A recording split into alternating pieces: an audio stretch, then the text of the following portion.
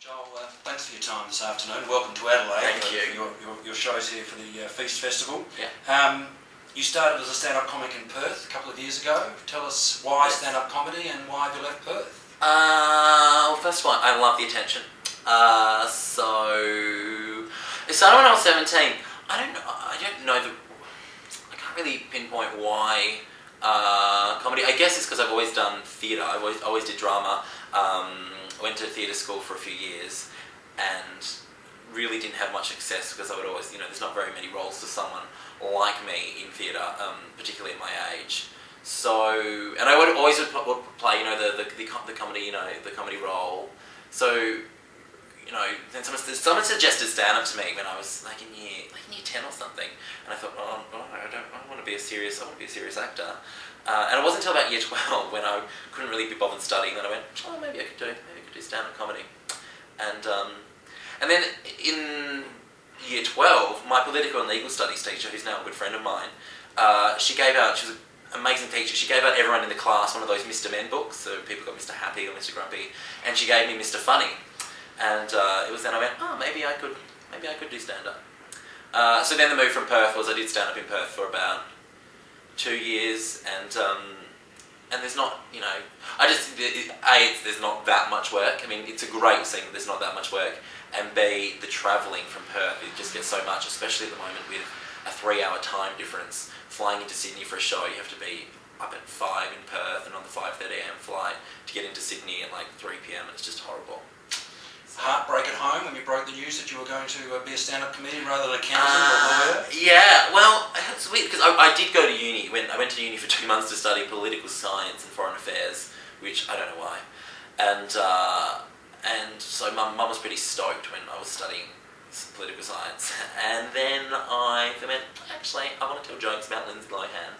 And yeah, they're quite supportive. I think they would have preferred me to do something else, but now they realise it's all on track. So they're pretty happy, and they come to shows all the time. And Mum's a big part of my show.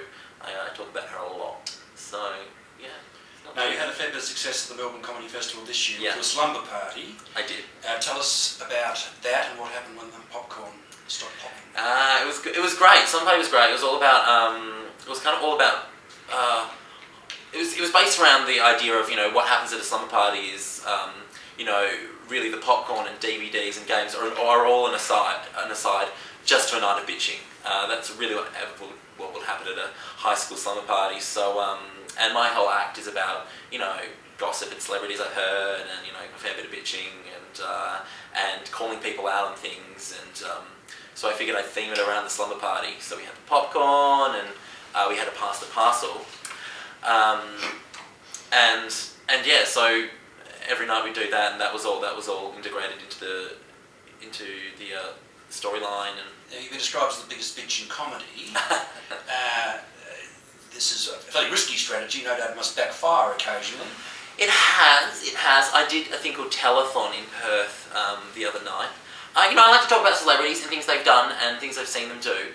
And I've been lucky enough to be able to hang out with them before, and the dumb stuff that they do when they think nobody's watching, and I'm always watching.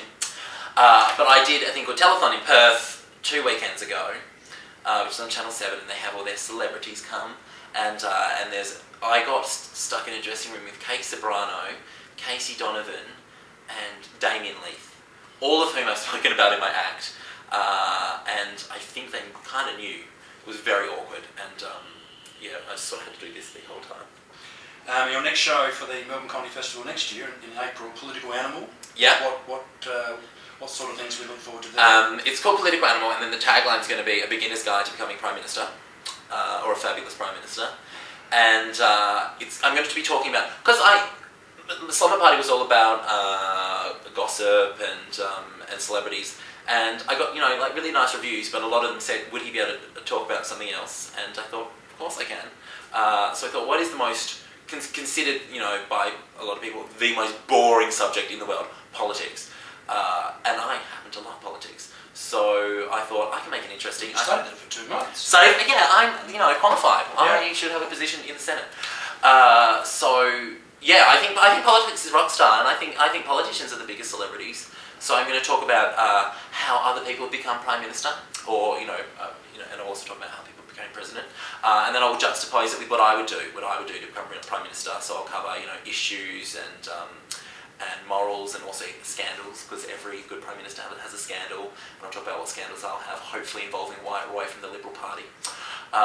So yeah, it's going to be all about that, and over the course of the show I will become Prime Minister. Now, along the lines of people seeking Prime Minister, of course, Tony Abbott. Yes. Where does he sit in your pantheon of political heroes? You know what? I can't stand him, but he's a hero of mine because he has given me that much material.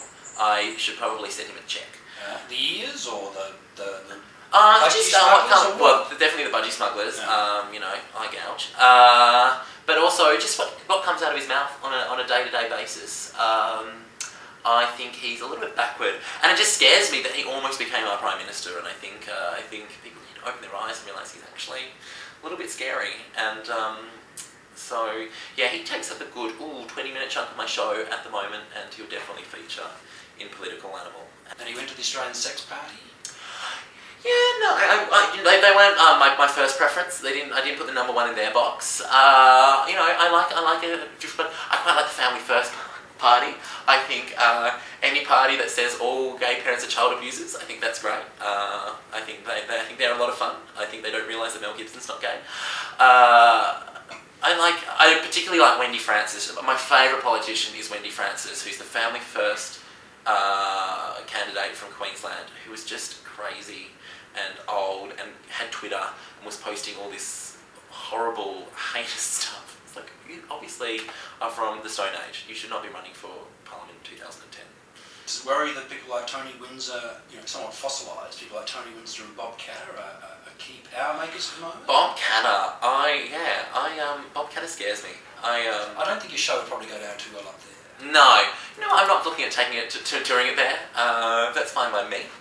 Now, I'm interested in the fact that young gay men are out and about talking about their sexuality and doing that, and in your league also Tom Ballard, who was earlier in the week, and Josh Thomas. Yeah. Why do you think that this is a happening thing at this point in time, or is it something that this country is now able to accept? What's your take on this? Yeah, I don't know, it's interesting. So many people have asked me. Well, I think first of all, there's such great stand-ups, more than anything, they can entertain a crowd, whether they're doing material about being gay or whether it be about something else. They can, they can hold their own regardless. I don't know. I think someone's once said to me that if 20 years ago or something, if I wouldn't have been a stand-up, I would have been a drag queen. And apparently that's just now the popular trend. Young gay guys aren't becoming drag queens anymore. They're becoming comedians. Well, you got this burlesque thing that's taken over. The women just getting up, getting into their. I know. And I've got a couple of friends that do it. I was like, I didn't realise. There's not something men can do that. No, male burlesque. Maybe Bob Katter should, get into that. But I don't know. I don't so much believe in the drag queen thing. I think it's a little bit of a coincidence. But I think it's a good thing because they're really opening people's eyes. And I, get people come up to me after the show and say things like, I wasn't really, I was a little bit homophobic before I saw your show, and now, kind of opened my eyes. And it also helps with other younger gay, gay guys having trouble coming out, and seeing someone like us on stage talking about it probably helps a fair bit. Now, 5 years' time, what would you see your career path as being? I mean, Good News Week, all those sorts of things. Well, now Oprah's finished, I think someone's going to have to replace her, and that's funny, I'm available. So just everywhere. I just want my face everywhere, buses, billboards, buildings, that'd be great. Well, Joel, I hope all those plans come to fruition for you. Thank you. Thank you very much.